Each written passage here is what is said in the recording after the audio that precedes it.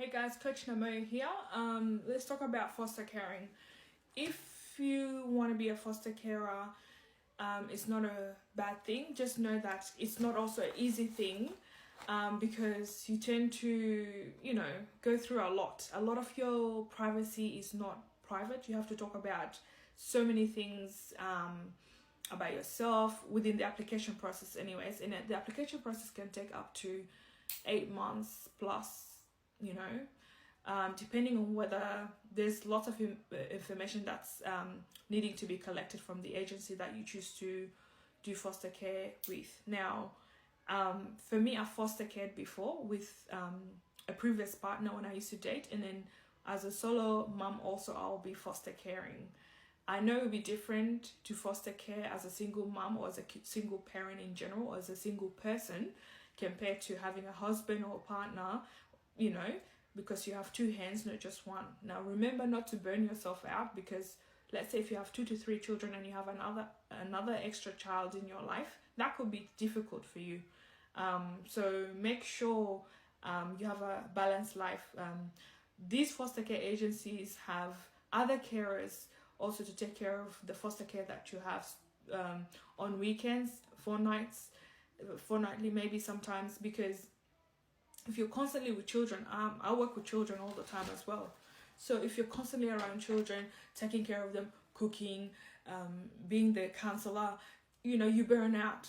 Even my job, like I'm on holidays right now, I get tired constantly crying children.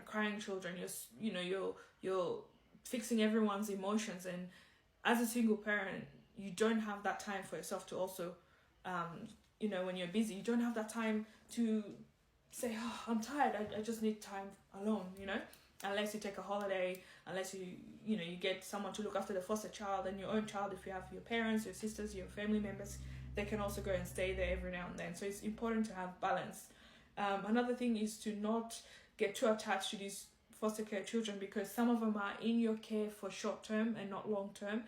And if you say, oh, I want to keep this child, you can't really keep this child, because number one, they're not supposed to be yours. You're supposed to just give them a safe environment and be with them. So if you're a person who's very, very sensitive and can't deal with separation, and you have separation anxiety, I think foster caring might not be for you, because you have to have a bit of a strong heart, just a little bit, to understand what it is that you're doing. It's not just, I'm gonna have a child like my own and I'm gonna, no. Some of these children are they've gone through trauma, and they need a counselor. They need somebody that can work with them to get them to where they need to be in societal norm ways of being. So it's not about having a child, having somebody that's yours. No, it's about giving them an opportunity, opening your home to them and just being there for them. So just think about it.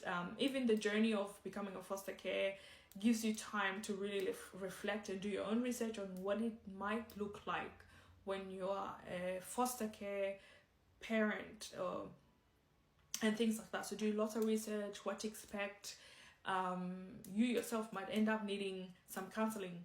Depending on the age of the children, you could go from 0 all the way up to 13, 16, 17, 18, depending. Are you going to look after younger kids, older kids, middle-aged kids? Like, these are the things to really consider. In Australia, for example, like I fostered when I was young, younger than this age group. I think I was 24, and around my home I had up to 13 children that I looked after, like not all in the same house at the same time, but I might have 2 at a time, and they're gone within 2 months, another 2 within a month and a half, another 2 within 4 months or 3 months. So it just varies. So taking into consideration, it is a good thing when you have a lot of patience, a lot of love, and why you want to do it. Like for me, I'm a single parent. I've done it before, and I feel like it's my calling to help and assist children who need that home and environment. So, and having an only child, it might help them depending on that child, on the foster child, ways of being. Because if you bring a child that is going to not like your child, and there's a lot of conflict and stuff like that, that might not work. You need to find balance and ways to hopefully work with that foster child, you know. Yeah, so for me, I have many boundaries when it comes to being a foster mom. There's certain things we don't do in my household. I'll have to do another video if you guys are interested in that though. But I set my rules, what I can tolerate and what I can't tolerate. If I bring a foster child into my home and I have one child, let's say, and that foster child is constantly hurting my child, or like not hurting in that way, like, you know, just angry and want to go and hurt, you know, beat them or yell at them, and or putting holes around, or, you know, you need, maybe that child is suitable for another household where there's mom and dad that can work together to, you know, handle that child, where with me I'm only one. So you need to have, you know, just know what works in your household and what wouldn't, you know, and don't be like, yeah, I'm doing it, I'm making a difference, and you're suffering inside. Don't do that. And foster care agencies really do push you. They can be like, we have this child, needs a home immediately, and if you know that child, you can't care for them, don't just take them because you're a foster parent. You're gonna suffer, so don't do that. Do what you can handle. That's my advice. I hope this video helps. Anyways, I want to keep it nice and short. Okay, thank you.